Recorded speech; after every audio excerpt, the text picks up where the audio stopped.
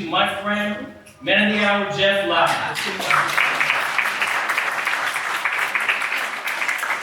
Good morning. My name is Jeff Lobb. Thanks for being here. I know it's a tight group. My company is SparkTank Media. I speak, train, and coach agents. Been in real estate since 1988. So who could join me back in those late 80s? Who's back then? Anybody in the 80s start this business? Look at that, just me. Showing some gray hairs on my head. It's just me. However, yeah, okay. But look, things evolve, things change. And here's the point of today. If you don't change, it will change around you. So we've had to do a lot of changing since the 80s, the 90s, the ups and downs. When you start talking about fourth quarter, everyone I'm talking to on coaching calls right now, fourth quarter needs to be strongest because it's the only way you're going to keep off your first quarter. Right? First quarter, when you start kicking in, if you don't have inventory, if you don't have activities, your first quarter starts off weak. And you're in a market where it should never really balance that way. I'm in from the Northeast. We tend to get that crappy weather. We tend to get those miserable dark nights at 5 o'clock and it's snowing. That's where you should be marketing. You should be marketing to us up there to bring us down, right? So just by show of hands, anybody making too much money? Right? Okay, so we all can make a little bit more. Right? So my goal, and I tell everybody, it doesn't happen overnight.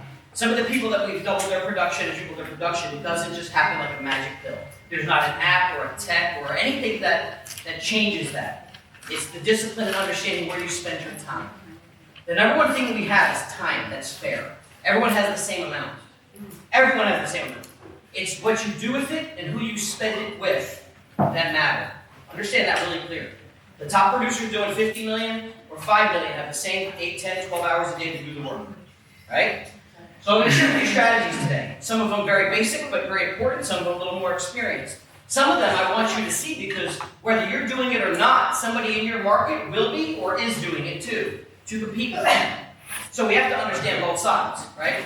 So if I can help you do 2, 3, 4, 5 more transactions per year, is that a good start?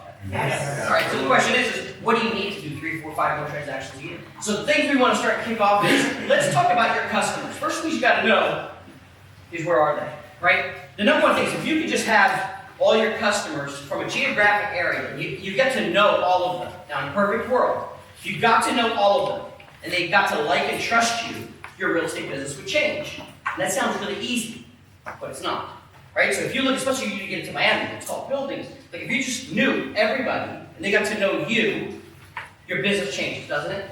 So what's the common factor here? The common factor, and someone said it before, is people. That will never change. Technology, social media, all of these tools are simply doing this. And I want you to understand it so we don't get overwhelmed with social media or any marketing strategies. It's for you to connect with more people. That's the only thing these tools should be doing is more people. If you have more people and double your database and double and follow up with more people, doesn't your business change? Yeah. So people is the common denominator. Keep that in mind. We're going to talk about that. So let's talk about the social world first. And sometimes I get boxed into social media. I'm not some social media guru. I hate that term. I just use it, teach people how to use it to get in front of more people, to create more opportunities. That's all these platforms are good for. Who's overwhelmed with it though? Be honest. Overwhelmed. Like I'm on it, I'm not sure what to do with it. And actually, who's pretty savvy? We have a few pretty savvy, be honest. Good. Yeah, we got a few savvy ones. So I've got to look at both you guys today, both groups, and give you some nuggets for both sides. Those who are not that heavily involved and for those who are top level. And give you just that little different spin on what you're doing now. So why do you think, and this is a loaded question, but I want you to understand why first, because once you understand the power of it, you'll know how to use it better. When it comes to social, I don't care what platform it is, why is it not only most successful across the world, why has it actually become an addiction? Let's talk about why. Why? Entertainment, right? It's entertainment. Why else? Convenient. Hell yeah, it's convenient, right on the remote control of your life, which is right here. It's there. You put what you want out on it. You have a message, you can put your message out to the universe, right? It's a powerful tool to do that. Good or bad, right? Good or bad. But we never had this type of platform to communicate with people like ever before, right? We never, if I say, if we had family, like I got family in Fort Lauderdale, right? If I didn't have social media, Facebook or Instagram, other than a phone call, I wouldn't know what's going on in their life. We didn't have that power, right? Why else? It's free. It's become an addiction because of FOMO, fear of missing out, right? People paint the picture that their lives are magical too, don't they? Everyone's got a magical life on social media some days. right? And then, unfortunately, in younger generations, it's causing depression and some other things. It's becoming reality.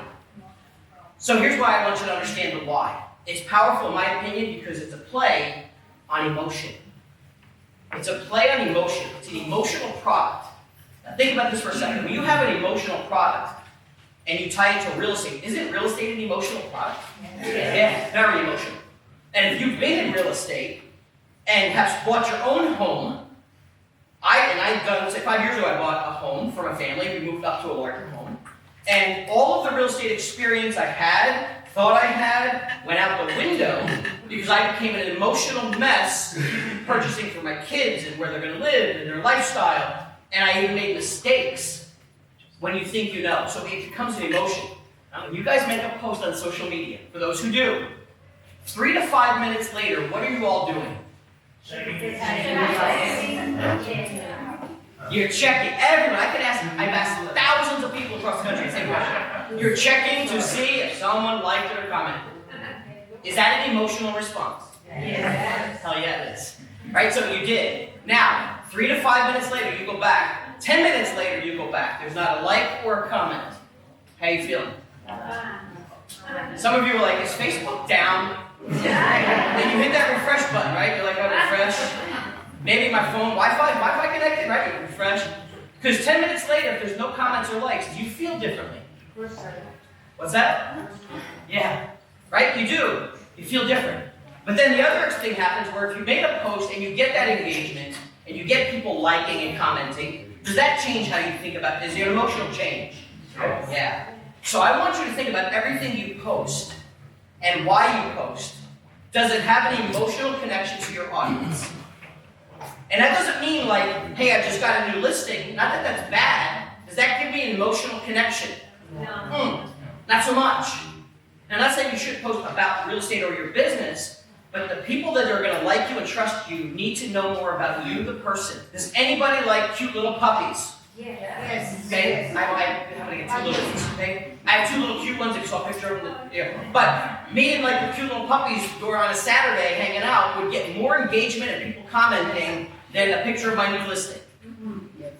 Now you say, well, what does that really do? Remember, it's all about like and trust and connecting emotionally, right?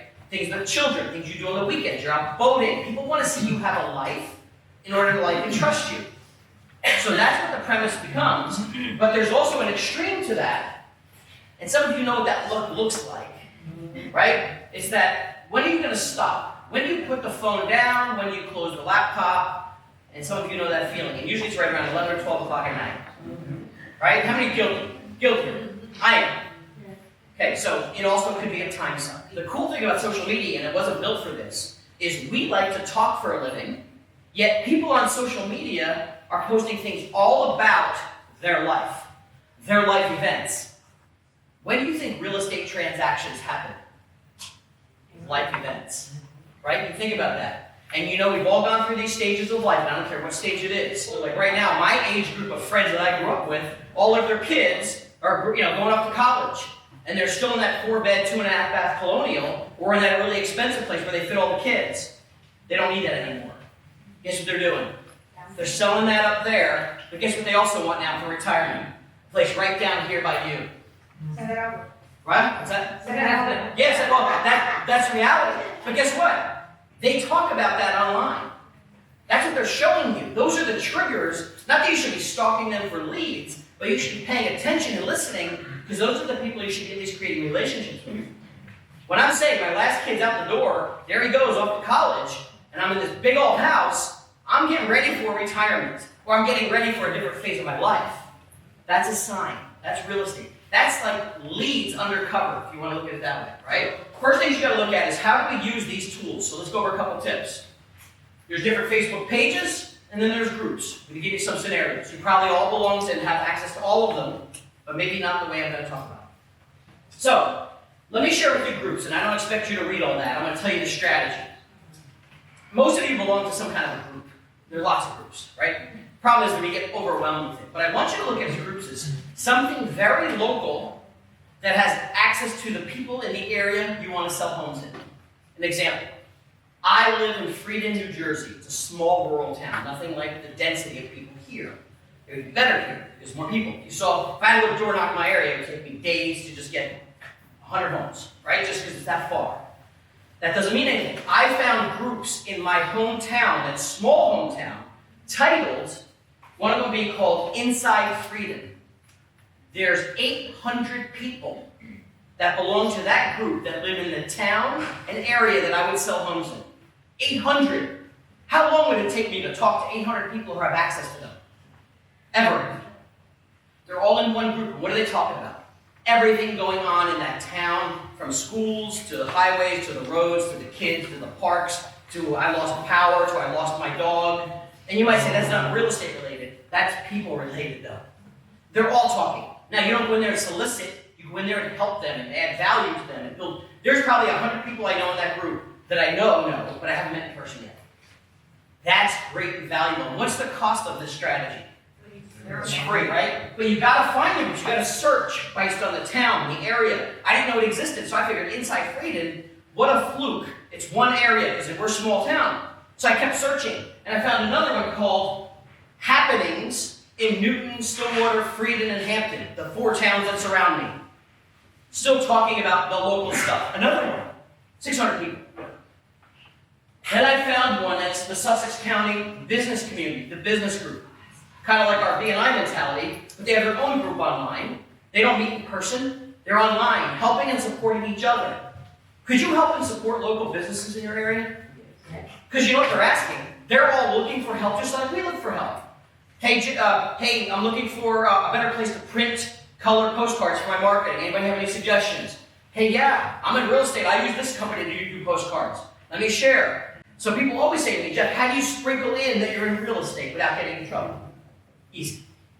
You got to look for the right opportunity to spin it in. So you got to, I'll give you an example. I use this one because a guy months ago posted online, hey, power's out on our street. Anybody have a spare generator? Power's out. Now, I have a spare generator, but let's say I'm in real estate. Hey, Tom, listen, I have a spare generator. I'm doing an open house today, though, from 1 to 4. I'll be done at 5. Can I swing by and drop this? Right? Sprinkle.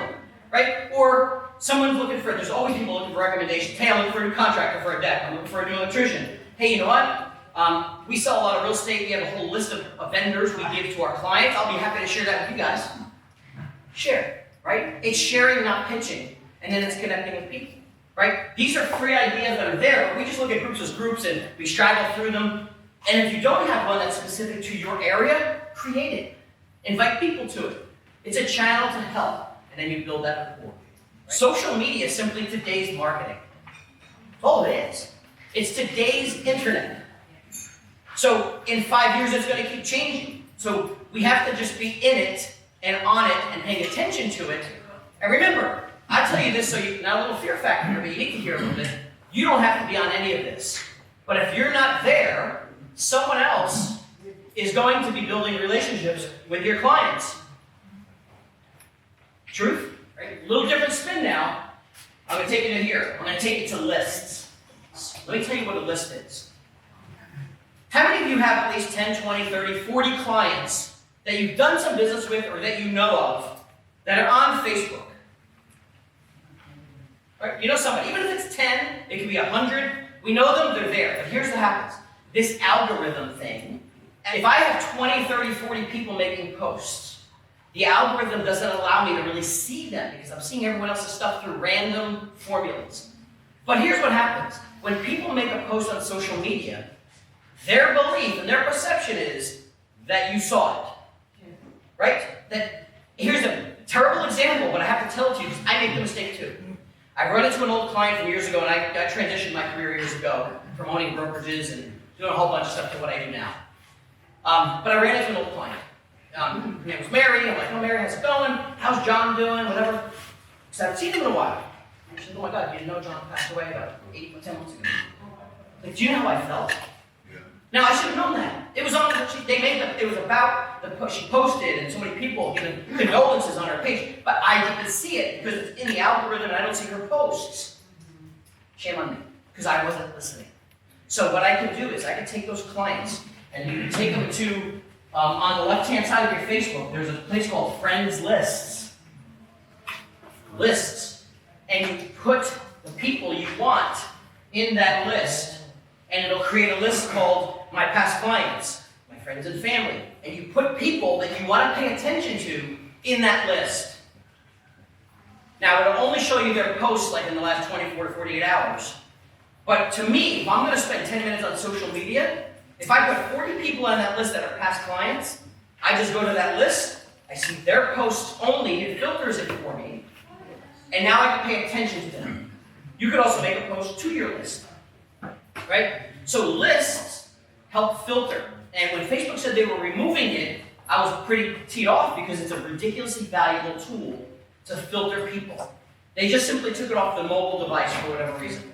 But on your desktop or laptop, it's still there. I still use it. There's some samples there, but you simply create the name of the list, type in the people you want to put there, and if I had a closing today, and I connect with that person on Facebook, I can add them to that list. That's 5 or 10 minutes worth spending, no matter what we do for a living. Just think about this. Your last 20 transactions or your last 20 clients, when was the last time you saw them? The reality is you usually don't see them. But guess what? If they're making posts and you pay attention to them, and they are active on social media, you will know what's going on in their lives. So that when something does happen, like Mary, I'd have been at the funeral, I'd have sent flowers, I'd have picked up the phone and called her. Like I'd have done the right thing because I would have known. But in her world, they think they make the post and everyone knows. When people say to me, where should I spend most of my time? The answer is, I don't know. You have to know. Where do your customers that you want to target spend their time? If it's on Instagram, then be a specialist on Instagram. To me, Instagram is the platform. You know, they don't have yet lists to create just like this yet. They're evolving too, because Facebook owns them, so they're creating those strategies. But Instagram and Instagram stories are truly the ideal platform that's next level. It's prettier, it's more visual, it's a whole different animal. You spend the time where your clients are. And guess what? In 5 years, it's going to move. They're going to be somewhere else. Because think about it, how old is Facebook for crying out loud? 10 years old, right? 10 years old? So 10 years ago, this didn't even exist. 10 years ago, before Facebook, where did you spend your time trying to get in front of your clients? MySpace. MySpace, right? Yeah. MySpace. AOL. LinkedIn. Right? So that changed now. And in 5 years from now, we're going to be going, okay, where are your clients now? So when you say, oh my gosh, all this stuff is overwhelming, it's marketing, right? It used to be the yellow pages. Remember those? That was big, big money. That's where your clients look for stuff, right? We moved from there to online. Just keep that concept in mind. Don't think of it as another thing you have to learn.